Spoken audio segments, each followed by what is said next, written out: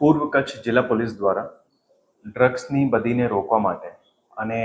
એમની પ્રવૃત્તિ સાથે જોડાયેલા જે ઇસમો હોય એમને ઉપર સતત કાર્યવાહી કરવામાં આવી રહી છે, જેમાં આ વર્ષના 2 મહિનામાં જનવરી અને ફરવરી 2026ના મહિનામાં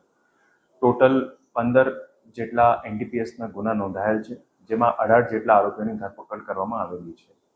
આ જે ગુનાઓ નોંધાયેલા છે એમાં સૌથી વધારે લોકલ પોલીસ સ્ટેશન દ્વારા 11 જેટલા ગુના શોધી કાઢવામાં આવેલ છે અને એસઓજી દ્વારા 4 જેટલા ગુના શોધી કાઢવામાં આવેલ છે, જેમાં વિવિધ પ્રકારના માદક પદાર્થો જે છે એ જપ્તી કરવામાં આવેલ છે। જે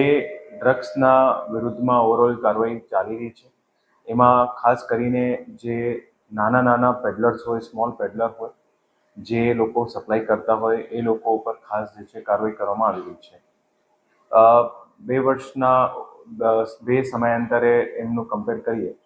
ગયા વર્ષના જનવરી અને ફરવરીમાં કુલ 3 ગુના દાખલ થયા હતા, જ્યારે કે આ વર્ષમાં ટોટલ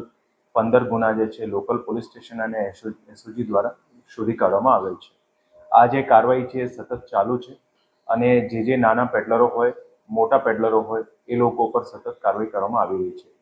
ખાસ કરીને જિલ્લા પોલીસ દ્વારા લોકોને પણ અપીલ છે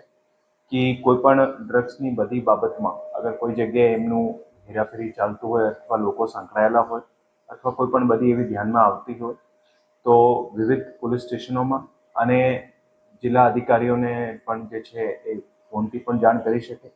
અથવા મેસેજ પણ કરી શકે। આ જે કાર્યવાહી છે એ સતત ચાલવાની છે અને એમાં જે લોકો આમાં આરોપીઓ પકડાઈ રહ્યા છે અને જે એમની બદી સાથે જોડાયેલા છે, ભવિષ્યમાં એ લોકોની મિલકતો પણ જે છે એ એમની તપાસ પણ કરવામાં આવી રહી છે અને એમાં જે વસ્તુ ગેરકાયદેસર અથવા જે એમના પૈસાથી મિલકતો ઉપજાવેલ હોય તો એમના ઉપર પણ જે છે જિલ્લા પોલીસ દ્વારા કાર્યવાહી કરવામાં આવશે।